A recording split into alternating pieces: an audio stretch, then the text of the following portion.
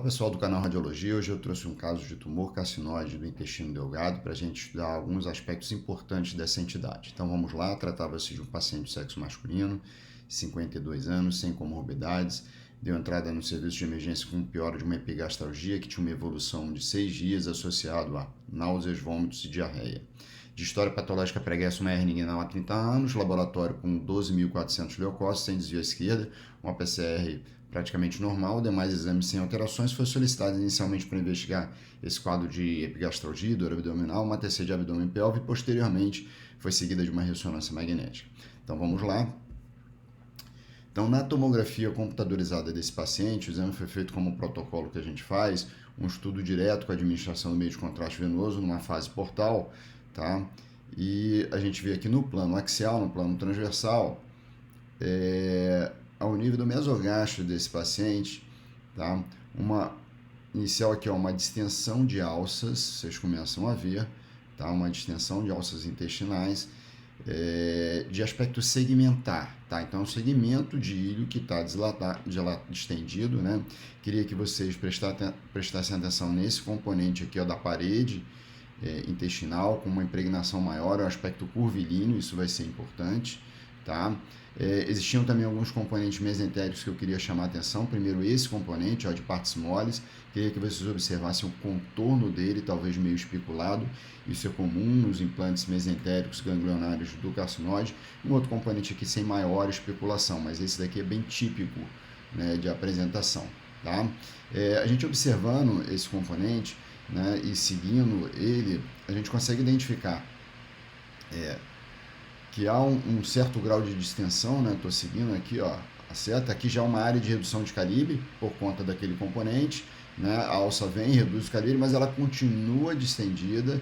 Essa distensão, seguindo aqui a ponta, né, do cursor, tem um conteúdo meio fecalizado, que a gente chama de small bowel fish sign, traduzindo um padrão de estase, né, de obstrução. E repare que, ó, um outro componente junto à desmoplasia, de novo a redução do calibre, né? Pelo menos 2 pontos aí de redução do calibre, né? Um aqui, outro aqui, ao nível da minha lesão mesentérica, o que gera um pouco mais de preocupação, né? A obstrução em alça fechada pode gerar algumas complicações mais precoces no padrão de obstrução intestinal, tá? A gente também vai observar no plano coronal essas alterações. Então, no plano coronal, vou mostrar aqui para vocês. A gente observa a distensão de ossos, aquele componente bem curvilíneo, que ocasionava uma dilatação montante dele, com um aspecto meio fecalizado, né? O componente mesentérico com contorno espiculado.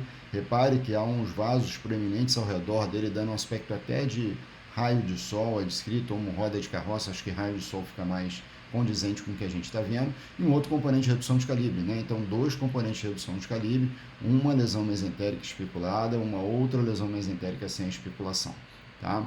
Então, isso daí, esses achados em conjunto já direcionam muito o diagnóstico para tumor neuroendócrino, tipo carcinose de intestino delgado. Então, vamos voltar ao caso. Então, o que foi colocado no laudo foi basicamente isso que eu falei: espessamento parietal segmentar ideal, em topografia de meso e hipogastro, apresentando conteúdo de alta densidade junto à sua parede ou borda antimesentérica, aquele componente que eu mostrei para vocês, que media tanto. Devemos considerar a possibilidade de lesão primária de importante vascularização. A distensão de ossos intestinais adjacentes, com resíduo de aspecto moteado, nota-se tecido irregular, algo lobulado, especulado, com densidade de partes moles no mesentério, entremeado dos achados supradescritos, com um conjunto medindo, e aí eu medi as 2 alterações mesentéricas, né, podendo corresponder à linfonodomegalia secundária mesentérica associada à reação desmoplásica. Esse conjunto, gente, realmente tem que pensar na possibilidade de tumor carcinóide de intestino delgado com doença secundária metastática linfonodal, tá? E a gente sugeriu a ressonância, que pode agregar informação. Então, foi feita a ressonância, né, e vamos ao caso a partir da ressonância magnética. Então, vamos começar a ressonância abordando inicialmente a ponderação T2, tá? Sempre começo com a ponderação T2, acho ela muito anatômica, avaliando principalmente planos axial e coronal, tá? Então, já queria que vocês observassem primeiro, ó, um dado novo que a ressonância estava passando: existia um edema parietal importante, né, nas alças distendidas desse paciente, tá? Aquele componente, ele tinha um componente de sinal intermediário na ponderação T2, tá? Meio curvilíneo. a minha lesão mesentérica nitidamente com contorno especulado, tá? O outro componente mesentérico sem maior especulação, tá? E as áreas de redução do calibre na lesão tumoral e do outro lado com áreas de redução do calibre. O plano coronal é mais ou menos correlato, que a gente falou, então a gente observa a distensão de alças, uma infiltração da gordura mesentérica, o componente de partes moles com sinal intermediário e os componentes mesentéricos, esse aqui mais especulado, né, centrado, né, como se fosse o centro dessa distensão de alças, nítida atração, né, das bordas mesentéricas para a lesão, tá? E o outro componente sem maior especulação. Ok? Como a gente está pensando em tumor carcinóide, acho que é bastante válido a gente estudar a ponderação de difusão. O tumor carcinóide é um tumor que ele tem alta celularidade. Isso se manifesta na ressonância com a ponderação de difusão, com uma difusão razoavelmente restrita. Então vamos lá, vou direto para meu maior valor de B da difusão, e a gente observa aqui, ó, aquele componente tissular parietal com hipersinal no maior valor de B e baixo sinal no mapa de DC, meu componente mesentérico inicialmente aqui o especulado com um padrão bem similar, né, ó, um sinal bastante elevado no maior valor de B e um baixo sinal no mapa de DC, e o outro componente, né, fazendo o mesmo comportamento da ponderação de difusão, também com um sinal elevado, muito similar, né, ao da lesão da parede, e com difusão restrita, né? Aqui talvez os três no mesmo plano. A lesão, o componente mais especulado e o componente mais arredondado. Tá? Então, corroborando o raciocínio para a possibilidade de um tumor carcinóide. E para finalizar o estudo da ressonância, queria mostrar o estudo dinâmico, né? Os carcinóides, os tumores neuroendócrinos, habitualmente são lesões muito vascularizadas, tá? Então a gente vai ver que eles vão iniciar o processo de vascularização bem na fase arterial. Então observe aqui a fase sem contraste, observe na fase arterial como a lesão pega muito contraste, né? São lesões de comportamento hipervascular. É uma lavagem, mas nem tanto, né? Esses tecidos eles têm fibrose, então eles retêm um pouco do contraste, tá? Mas é nítido o início da impregnação durante a fase arterial. A lesão mesentérica também não foge à regra, seja especulada, né, ou seja arredondada, com bastante impregnação durante a fase arterial, uma leve lavagem na fase mais tardia, ok? Então a gente com esses aspectos sugeriu bastante o diagnóstico de tumor carcinóide. E por que a gente deve pensar em resumo, né, principalmente agregado aí à ressonância magnética, a possibilidade de tumor carcinóide? Primeiro, uma lesão sólida, curva, né, de intestino delgado. Então, os tumores do intestino delgado, o tumor neuroendócrino, o tumor carcinóide, ele é um dos mais prevalentes, tá? Depois, o comportamento de vascularização, ele inicia em vascularização em fase arterial, né? O diagnóstico inicial dele, por exemplo, poderia ser um adenocarcinoma, ele não é tão hipervascular assim quanto os tumores neuroendócrinos, tá? Restrição de difusão da lesão, ou seja, hipersinal no maior valor de B e baixo sinal no mapa de EC, isso é uma marca, né, desse tipo de tumor, tá? A lesão mesentérica de contorno especulado, isso é uma metástase linfonodal mesentérica com especulação no seu contorno, determinada pelo comportamento de desmoplasia, que é típico do tumor, né? Da mesma forma como o tumor, a lesão mesentérica ela é hipervascular e ela tem difusão restrita.